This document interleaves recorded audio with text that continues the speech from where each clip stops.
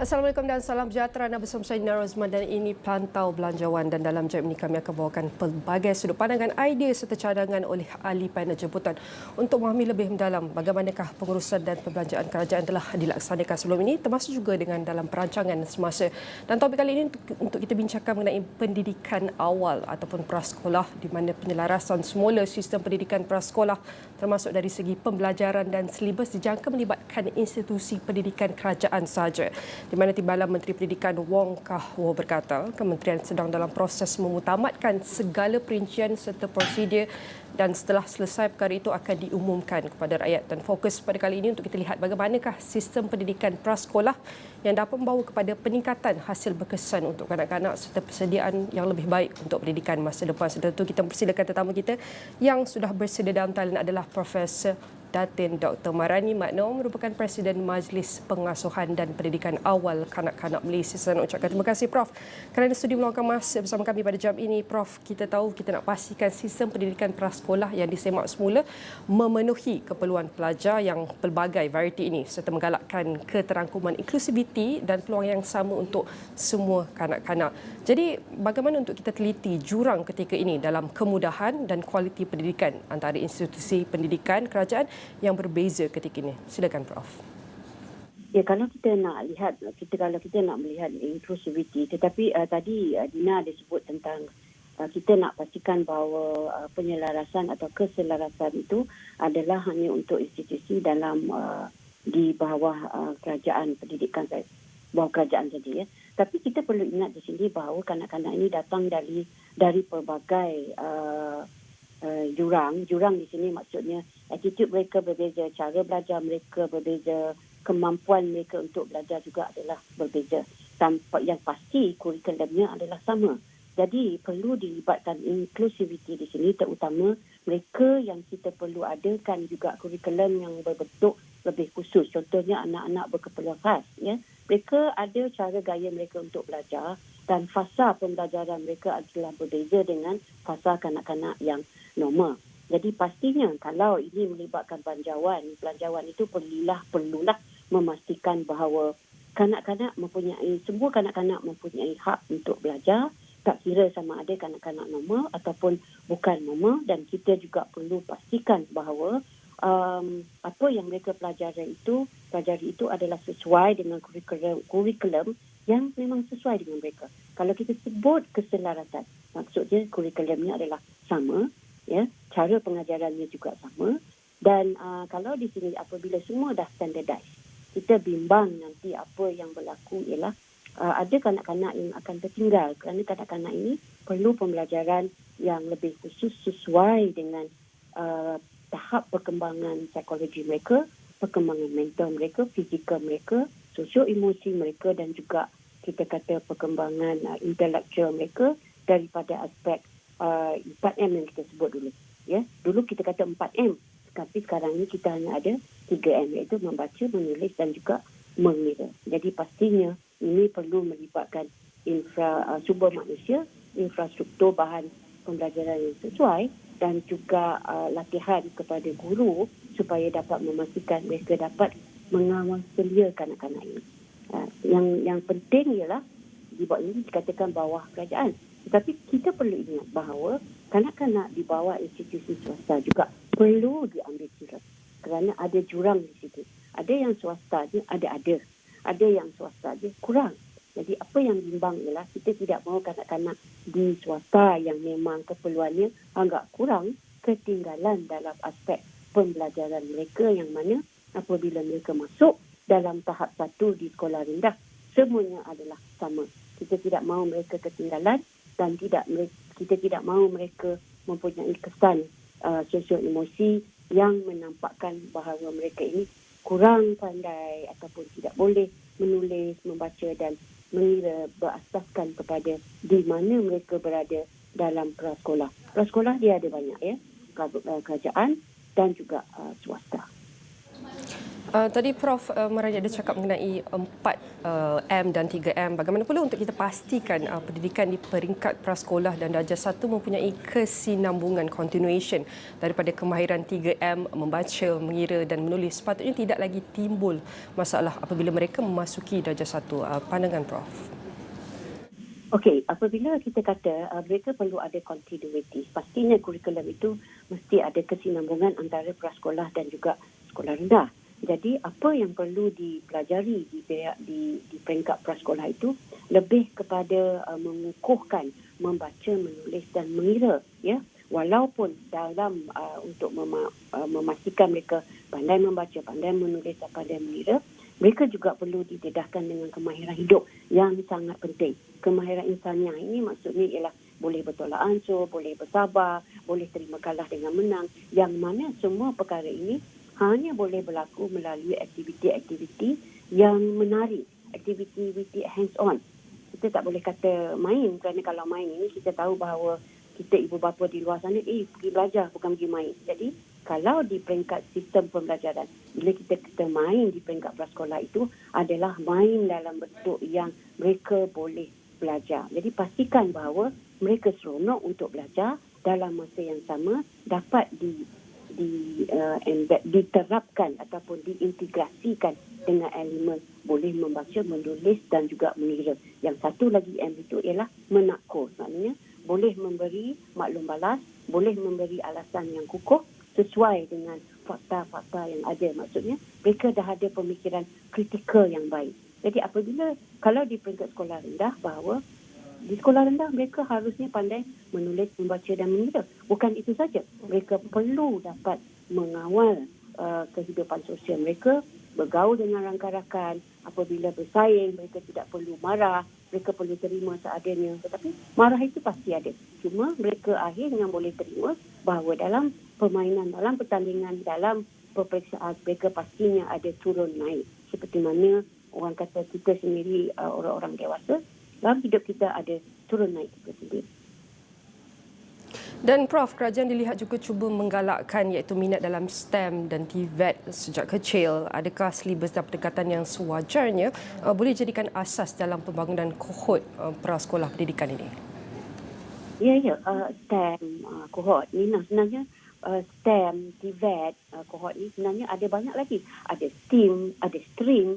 Jadi kita ni, orang kata kita ni dijajah oleh satu-satu sistem yang kalau STEM, maka STEM lah terkenal. Tetapi STEM bagusnya ada, STEAM bagusnya ada, STREAM bagusnya ada, TVET bagusnya ada.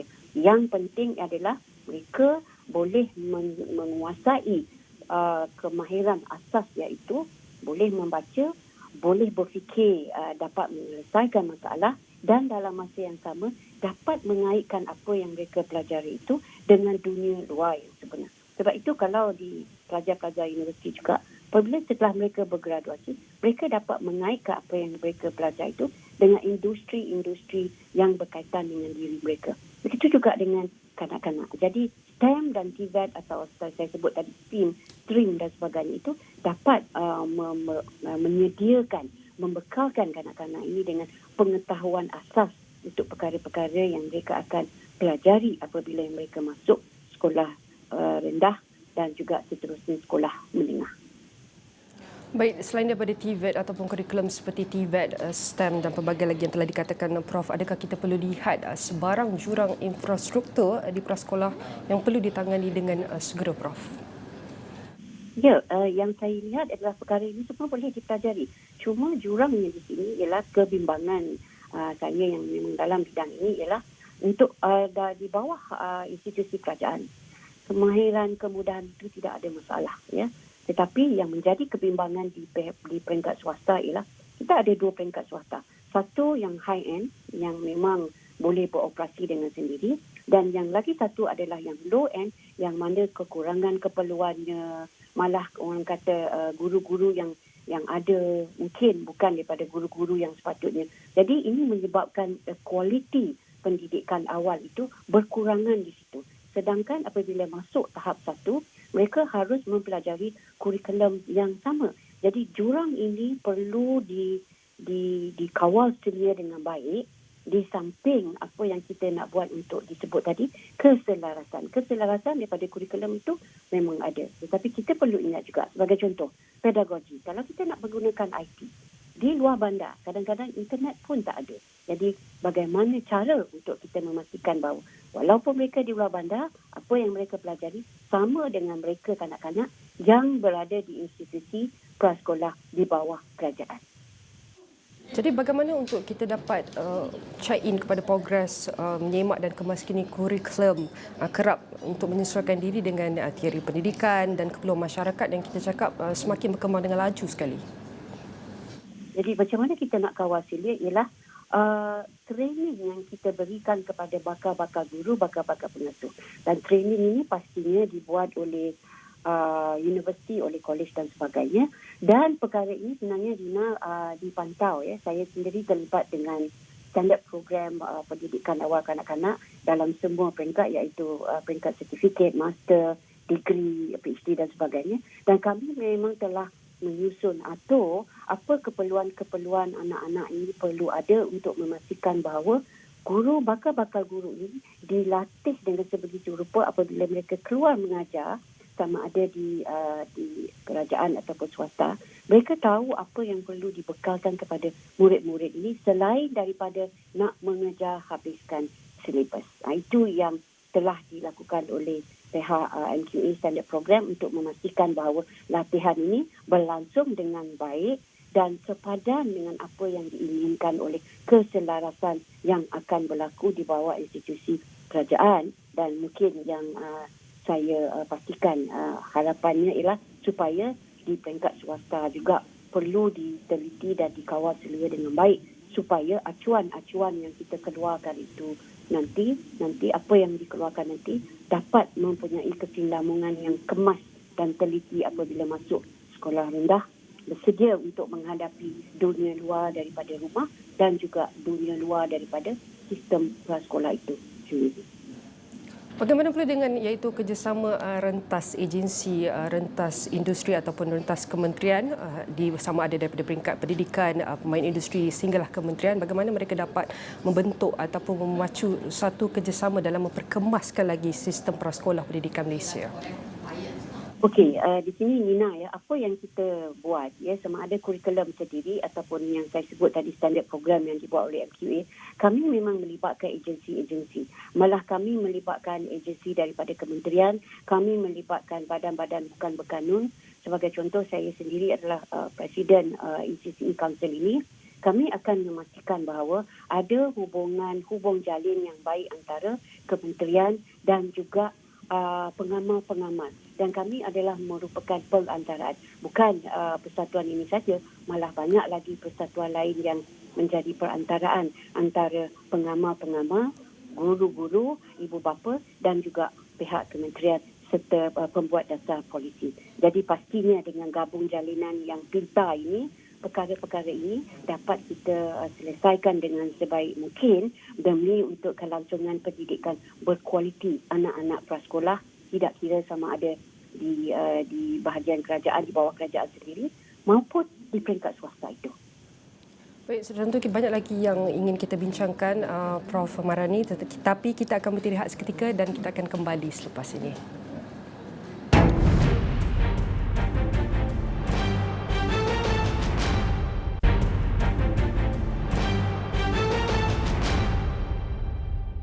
Bertemu kembali dalam Pantau Belanjawan, kita akan teruskan dengan perbincangan kita mengenai pendidikan awal. Bagaimanakah kita dapat membentuk satu sistem yang lebih baik agar kita dapat membentuk pendidikan iaitu daripada pra-awal yang lebih baik untuk masa depan negara. Dan sudah kita masih lagi bersama tetamu kita, Profesor Datin Dr. Mariani Magno, merupakan Presiden Majlis Pengasuhan dan Pendidikan Awal Kanak-Kanak Malaysia. Saya nak ucapkan terima kasih Prof. Mariani kerana masih setia bersama kami tadi. Sebelum beristirahat, Prof ada kongsikan bahawa iaitu antara bentuk ataupun mekanisme kerjasama iaitu rentas agensi, rentas kementerian, dan kita tahu setiap perubahan yang mahu dilakukan ia harus sejajar dengan keperluan dan jangkaan komuniti sekali. Jadi bagaimana untuk kita libatkan ibu bapa komuniti setempat termasuk juga dengan pihak-pihak berkepentingan dalam proses membuat keputusan ini, decision making bukan hanya di peringkat perancangan, planning, tetapi sehinggalah ke peringkat pelaksanaan. Bagaimana Prof?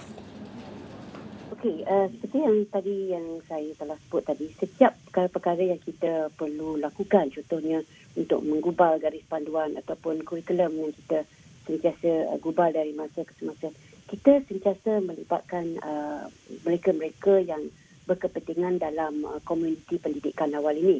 Sebagai contohnya, ibu bapa itu sendiri yang pastinya memang kita akan libatkan terutama dalam proses pembelajaran itu. Sebab itu dalam kurikulum di peringkat awal, pendidikan awal itu, kita pastikan bahawa keterlibatan ibu bapa itu ada melalui aktiviti-aktiviti yang akan dilaksanakan oleh pihak sekolah.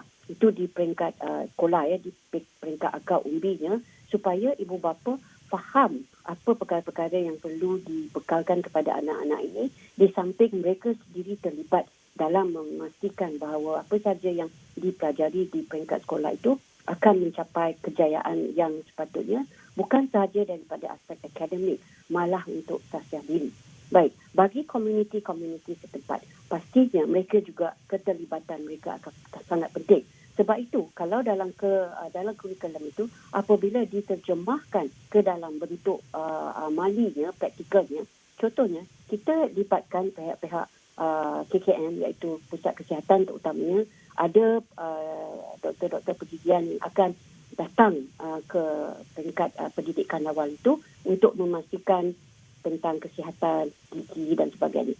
Begitu juga dengan mereka-mereka yang terlibat dalam aspek keselamatan negara, contohnya bomba, polis dan sebagainya. Jadi keterlibatan mereka telah diterjemahkan dalam bentuk yang lebih santai, supaya anak-anak ini tahu bukan sahaja apa yang mereka baca itu dilihat dalam buku, tetapi juga mereka melihat depan mata mereka sendiri dengan mata kasar bagaimana perkara-perkara ini boleh berlaku, ya. Jadi keterlibatan dari aspek amali untuk komuniti-komuniti itu memang telah ada dalam kurikulum. Cuma yang penting sekarang ini adalah apa yang penting ialah keterlibatan industri. Keterlibatan industri ini sangat penting kerana hanya dengan sokongan mereka dalam pelbagai aspek, sama ada aspek daripada aspek materialistik ataupun daripada aspek tenaga sumber manusia yang lain yang telah ditetapkan dalam kurikulum itu juga amat penting kerana industri memainkan peranan yang penting dalam menghasilkan, orang kata dalam mengeluarkan generasi pelapis kita akan datang yang lebih dinamik, agresif, potensial dan orang kata sesuai dengan peredaran semasa, dengan adanya orang kata dunia digital, era dunia digital sekarang ini. Dan kita nak pastikan setiap usaha program inisiatif maupun dasar yang akan ataupun telah dilaksanakan memberi kesan dan memberi impak yang sewajarnya. Dan kalau kita nak lihat, Prof, bagaimana untuk setiap perkara yang telah dilaksanakan untuk kita insert pemantauan dan penilaian yang dapat dilaksanakan agar dapat kita lakukan penambahbaikan terhadapnya? Okey, ini kalau kita lihat di peringkat makronya, kita memang ada sistem pemantauan yang memang telah diadakan oleh Kementerian Pendidikan Malaysia, terutama di sektor pendidikan prasekolah itu. Memang kalau di sini juga saya terlibat contohnya dengan KPSK, iaitu akronimnya, iaitu pemantauan daripada melihat penilaian-penilaian kendiri oleh pihak-pihak sistem institusi di bawah prasekolah ini. Itu daripada peringkat makro. Untuk peringkat mikro, pihak sekolah perlu melakukan sesuatu yang mana penilaian perlu dibuat sama ada atas penilaian kendiri ataupun penilaian yang dibuat oleh pihak-pihak majikan itu sendiri. Tidak lain dan tidak bukan untuk mencari kesalahan, tetapi untuk melihat apa lagi perubahan, apa lagi pembaikan yang boleh dilakukan terhadap anak-anak ini. Jika sekiranya berlaku, katakan dilihat penilaian bahawa kemahiran IT-nya tidak begitu canggih disebabkan oleh kekurangan komputer yang ada di sini, maka aspek kekurangan ini perlu dilihat oleh pihak sekolah daripada aspek mikronya, dan untuk bantuan yang lebih besar mungkin pihak makro boleh melihat ini. Jadi sebenarnya pemantauan ini telah dibuat begitu kemas sekali. Cuma sekarang ini sama ada pelaksanaan itu betul-betul dilaksanakan, dan untuk memastikan pelaksanaan ini berlaku, maka proses penguatkuasaan itu sangat penting. Jadi di sinilah berlakunya pihak orang kata daripada makro turun kepada mikro untuk mendapatkan ekosistem yang sangat baik, yang sangat sesuai untuk melahirkan komuniti anak-anak daripada pra-awal, pendidikan awal untuk masuk ke pendidikan sekolah rendah dan seterusnya. Prof Marni, kita nak lihat juga contoh di luar negara bagaimana iaitu sistem pengurusan dan juga pembangunan pendidikan awal di negara-negara lain yang boleh kita pelajari dan diterapkan dalam acuan Malaysia sendiri. Baik, kalau di luar negara ya, ada beberapa luar negara yang memang telah kita tahu dan yang telah memang saya lawati ya. Kalau kita lihat, kadang-kadang kurikulum ada beberapa negara itu, kurikulum mereka bukan daripada aspek yang sejagat. Maknanya tidak berdasarkan kepada satu kurikulum saja. Malah kurikulum mereka bergantung kepada daerah. Kurikulum mereka bergantung kepada negeri. Jadi sesuai dengan keperluan anak-anak di daerah masing-masing, itulah sistemnya. Jadi dan kadang-kadang pula ya, kalau kita lihat di sini, sistem mereka lebih kepada fun learning. Ya. Bukan nak kata sistem kita tidak ada fun learning. Ada, tetapi disebabkan oleh silibus yang ada, kadang-kadang menyebabkan guru-guru yang tidak berpengalaman sangat itu terlalu terikat dengan kurikulum itu, melihat kurikulum itu sebagai buku panduannya tanpa melihat keperluan anak-anak itu yang datang daripada pelbagai latar belakang, pelbagai keupayaan dan kredibiliti untuk belajar. Malah Nina, ya, cara anak-anak kita belajar juga memang berbeza-beza. Tapi kalau kita lihat di luar negara, apa yang mereka buat adalah mereka pastikan bahawa kurikulum itu sesuai. Sebab itu di sini di luar negara, beberapa luar negara, mereka tidak ada kurikulum yang standard. Mereka hanya menggunakan kurikulum yang sesuai dengan komuniti setempat anak-anak itu belajar. Jadi kalau kita lihat dalam paparan ini, kita lihat ya, Datuk Habibah sedang bercerita menggunakan big picture book. Ya, big picture book. Dan ada interaksi dua hal di situ.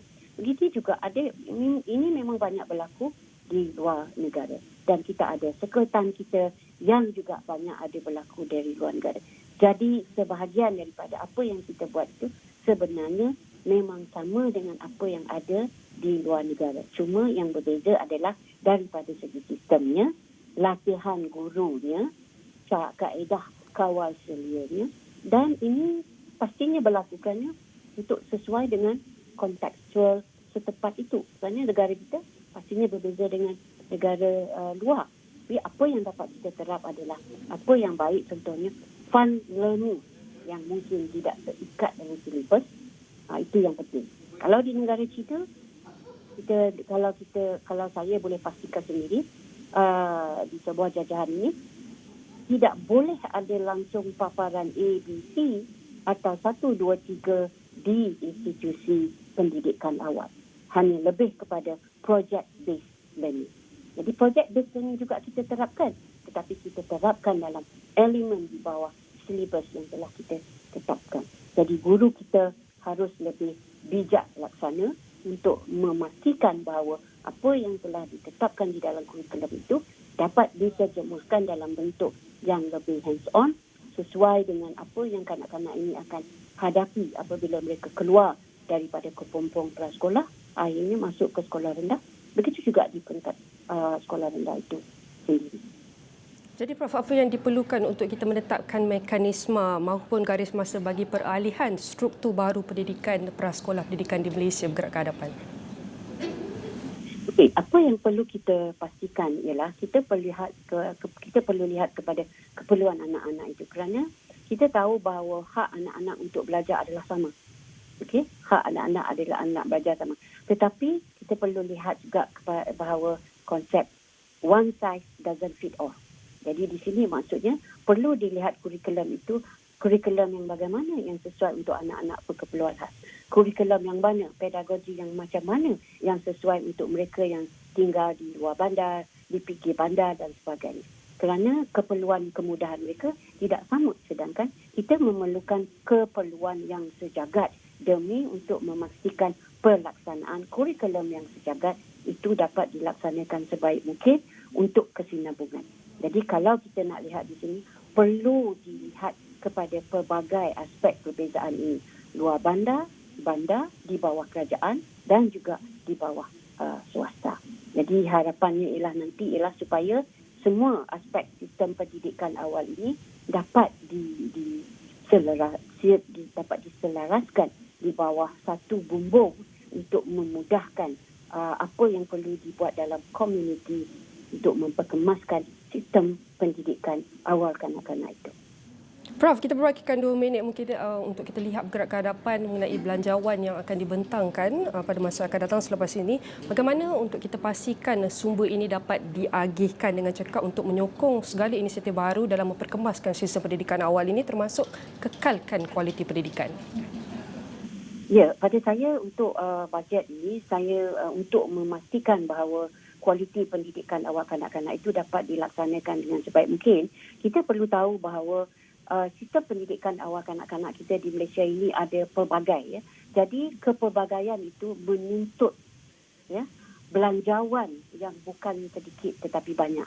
Jadi bukan hanya untuk kerajaan tetapi juga untuk pihak swasta, dan ada juga sistem pendidikan awal kanak-kanak yang berlandaskan kepada keagamaan. Jadi semua perkara ini menuntut agihan-agihan yang adil supaya apa yang satu pihak pendidikan awal kecapi perlu juga diadakan untuk sistem pendidikan awal kanak-kanak, mungkin di bawah swasta ataupun di bawah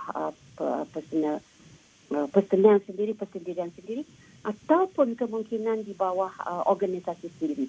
Sebab kita memang mahukan di setiap institusi pekerjaan itu perlu ada taska ataupun tadika. Jadi apa sahaja kemudahan yang diberikan kepada mereka, perlu ada juga kepada kemudahan yang akan diberikan kepada mereka yang tidak terikat dengan sistem pekerjaan itu sendiri, institusi pekerjaan itu sendiri, kerana di luar sana ada swasta, ada yang bukan swasta.